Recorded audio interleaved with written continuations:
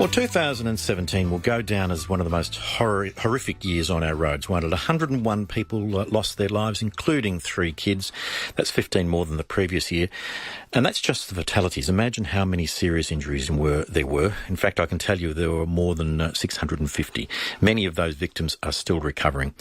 So we got off to a pretty poor start this year as well. 22 people have already been killed on South Australian roads. That's compared to 19 for the same period last year, and it's only April.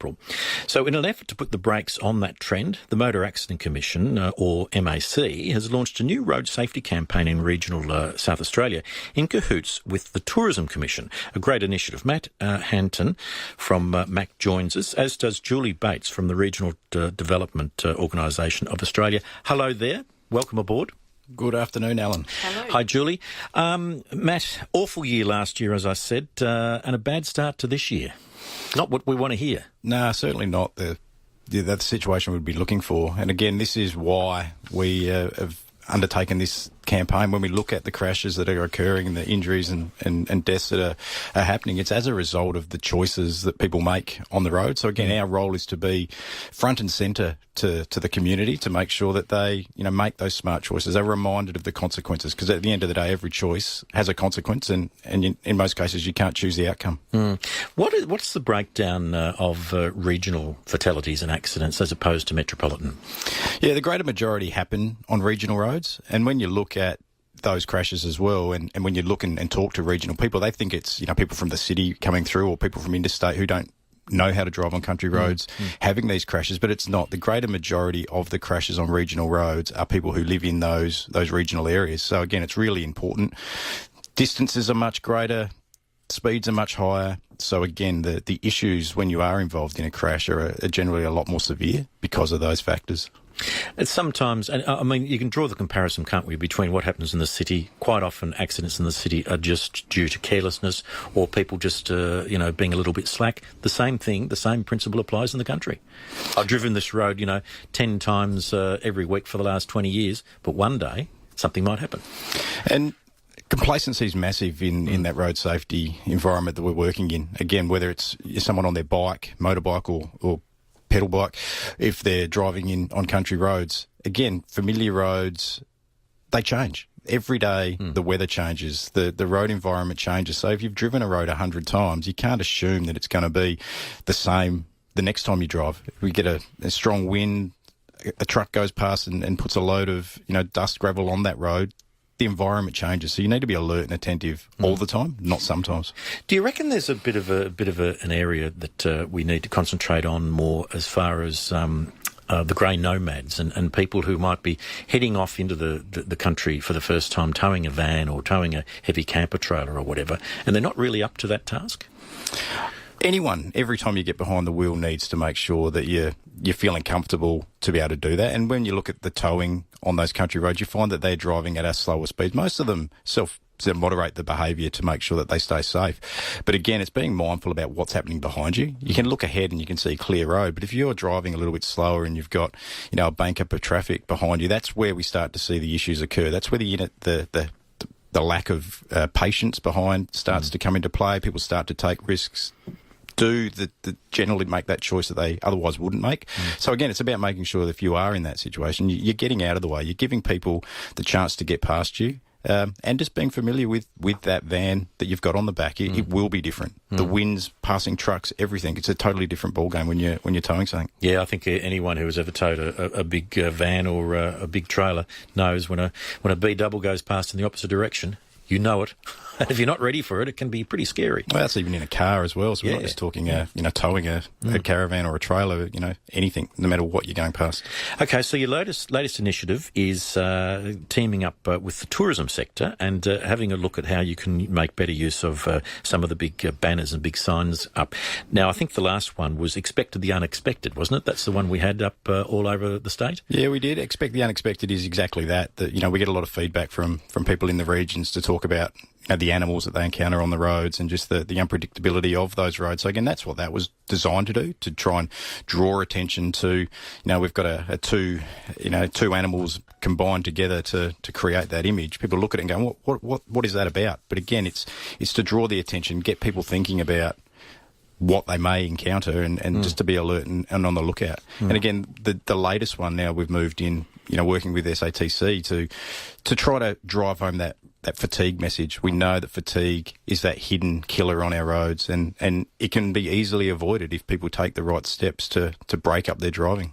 Now, I've got to say, I did a bit of a road trip over the Christmas break, and I was surprised that I saw the unexpected banner up everywhere. And it sort of went through my mind, why don't we actually change them for the different regions? And that's exactly what you've done. That's right. So this campaign's a little different. When we talk fatigue in the past, we've spent a lot of time educating people on the fact that what is fatigue, the fact that you need to take breaks, regular breaks, every 2 hours, at least a 15-minute break. At the end of the day, the only thing that's going to overcome fatigue is rest and sleep. But you can prevent the onset of fatigue by taking those breaks. And what we know from the research is people just push through. I can make it to the next town. I can go for another 20 minutes. But that's the point where the fatigue kicks in, and once it kicks in, that's when you're in a lot of trouble.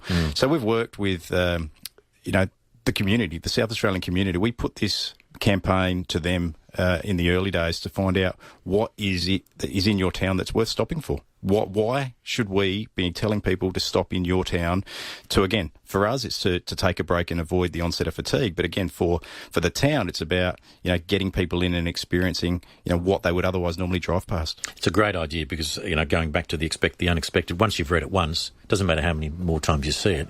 The message isn't going to become any stronger, I didn't think anyway, seeing it so often. So having something that's actually peculiar to that area. And that's where we can come in to you, Julie. You're with the Regional Developer Australia, and you look after the Murray River, the lakes and the Coorong regions. Absolutely. Lucky you. Hey? Beautiful spot in our state. Beautiful spot of South Australia. Yeah. So you've got together and you've actually come up with some sayings that'll be up on these billboards, suggesting people actually take a bit more time around the region.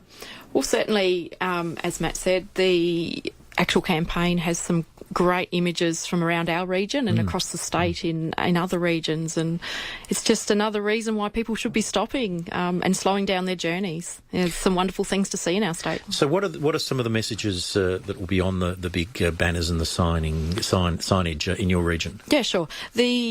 I guess the key images on some of the signs, Monado Zoo, so there's a picture of a meerkat as you're heading up the freeway. A great product to obviously go and stop and experience.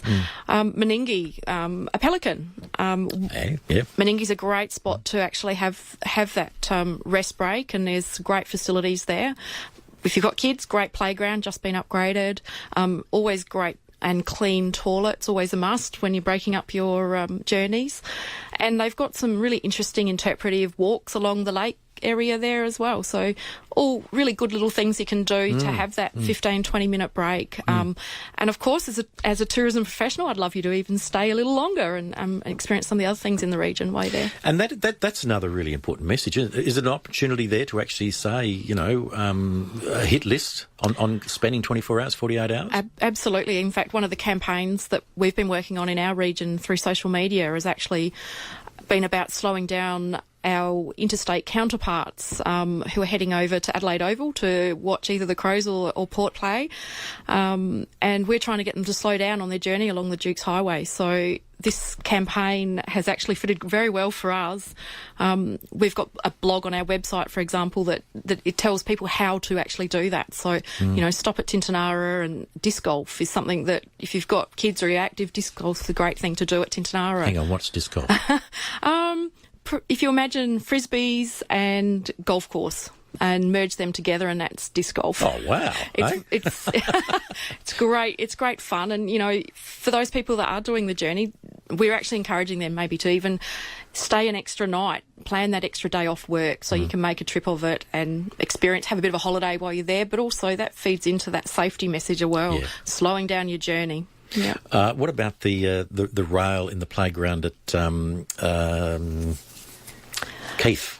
Keith. You know, the one I mean, the little railway line? Yes, absolutely. Slightly out of my region, but a great spent place to stop. many hours there with my children on the trip east. Well, certainly your listeners that have children know that the pester power of a playground is the best place to stop, and we've got some great playgrounds. Those that haven't been to Tailem Bend and come off the freeway at Tailem, there's a great playground there with a train that the kids an old train that they can actually climb all over. And like I said, Meningi's got a new one now as well. And now, of course, as the Murraylands, for example, we have, and Matt, this comes back to you guys too.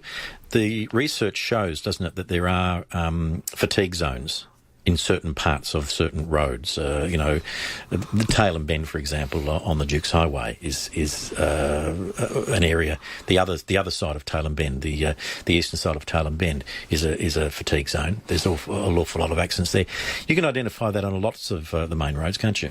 You can. I mean, the natural way that the state is laid out is pretty good to be able to stop and take that break. But it's exactly the point I raised a little earlier, that people just think they can push on and get through, and that's where you find there are little spots across the state where they've gone, oh gee, I may have gone a little bit too far here, and I've now got nowhere to stop. And instead of just pulling over on the side of the road and just, you know, having that rest or break at that point in time, they push on. And then, exactly as you're saying, you get little spikes, little spots where, we see road crashes occurring. And again, easily overcome if people just want to include the drive as part of the holiday. And that's what we're trying to, use this campaign and this message for, that there's so many hidden gems in the state. So it's ticking a tourism box, but, if you're stopping, you're ticking our road safety box as well. And have you used that data in where you've placed some of these signs?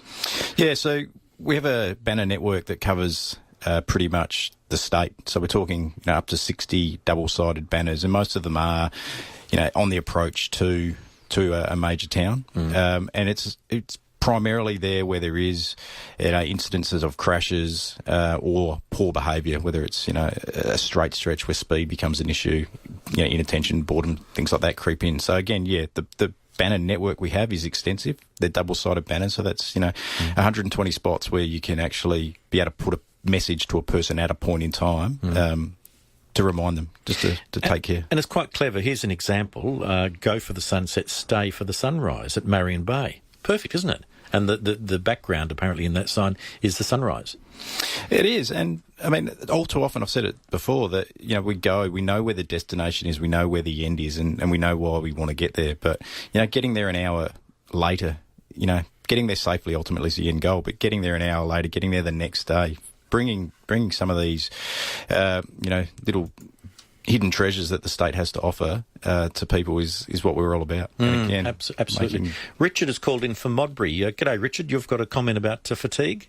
Yeah, I do actually. One thing, I read an article years and years and years ago, which came out from overseas, where they're actually talking about fatigue, and they reckon one of the worst things, what people don't realise, is if your normal day starts at, say, you get up at 6:30 in the morning, you potter around, then 7:30 you go to work, is people who actually decide to go on a long road trip and they get up at 5 o'clock in the morning and hit the road, where they were saying that actually the fatigue which generated from that, because to break in your cycle, I suppose, your normal routine, that the fatigue's so much greater again.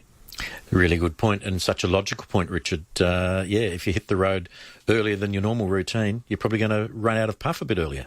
What do you think, mate? Yeah, I agree with that. And we always see it a long weekend. People push through the Friday, get up, get the car packed, go to work, hit the road straight away. And again, that's where trouble is encountered, because the fact is you've been awake for a long time, and the longer you are awake, the closer you are to needing a sleep and needing that rest. Absolutely. If you've got any other comments like that, give us a call, 8223 0000. We're talking about road safety, and you might come up with an expression or a sign that you can suggest for a given region if you're out in the sticks. Give us a call, 8223 0000. Welcome back, and it's 11 minutes away from 2 o'clock. We're talking about a very unique and worthwhile partnership between MAC and the SATC to put the message out about road safety and also get the message out about staying and spending a bit of time in the regional areas. We have Matt Hanton from the Road Safety from MAC, Motor Accident Commission, and also Julie Bates, who's the Tourism Development Manager with Regional Development in Australia.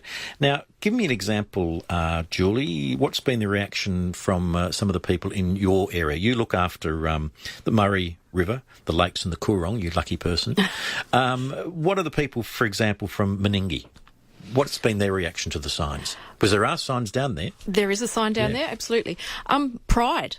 Very passionate about their little patch of the world and to see something that is special to them, the pelican in Meningie's case.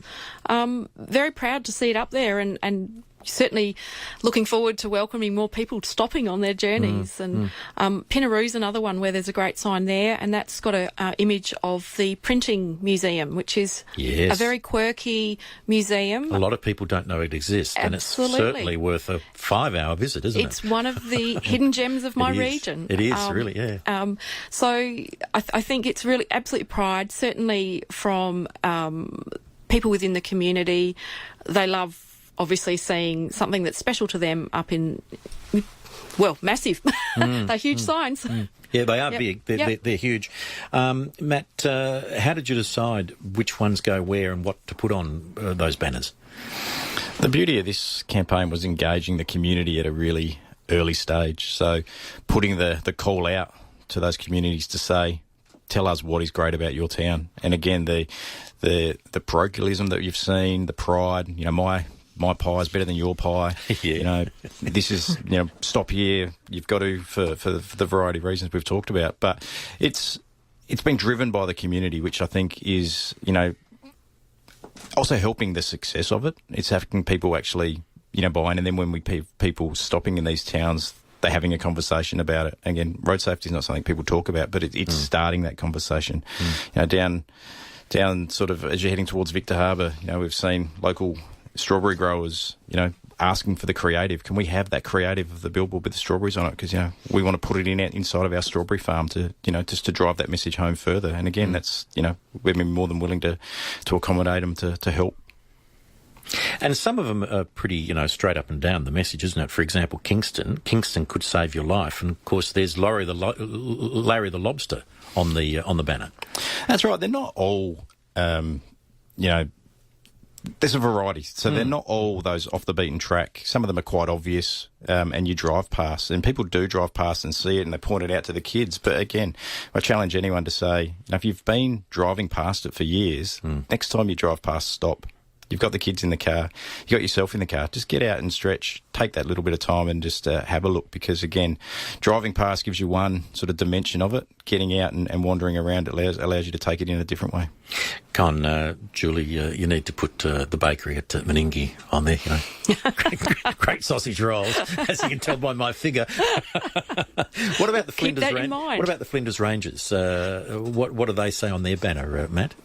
Again, the banners are mostly focusing around the resting every 2 hours, and it's worth the stop. It could save your life. So again, it's just looking at some of those more scenic opportunities where you can stop, have a look out, go to the lookout, and take in the view that is there. A variety, whether it's food, whether it's an attraction, whether it's a view across the state. There's a variety there that we think it's one of the first times as well we've put different messages on the network. We've got a massive network out there. I was going to say, this is a big project. It might seem like basic, but it's not, is it? No, we've got up at 60 double-sided signs, and we have a message on there, and we generally rotate those messages every couple of months. And generally we put, a message on, or we might put a couple across the network depending upon where issues are. But this is the first time where we've had 60 different creatives put out across, and, logistically for people putting them up, making sure they're putting them in the right place. We don't want the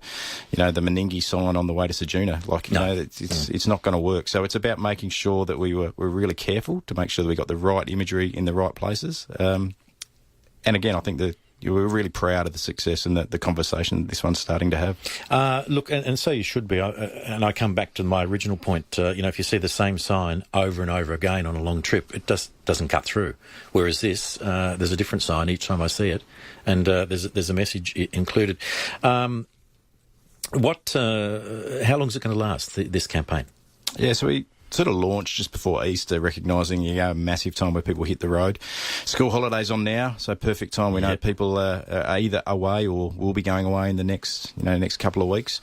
So it'll be up for another month to 6 weeks to take full advantage of the holiday travel that people have, and then we'll flip back into the next issue. Again, all the messaging we do, whether it's putting an ad on TV, a sign on one of the banners, it's all about the variety. It's about making sure that we continually rotate them, that people can then see it and recognise a different message, because there are so many messages in that road safety space we need to be communicating. But it's about making sure that there's variety there, because exactly what you say, if you go past the same message repeatedly, it becomes like wallpaper, and that's the last thing we want people to see. What's your message to people who might be heading off for the school holidays? For example, those dreadful figures that we had last year, 42% of people killed weren't wearing seatbelts.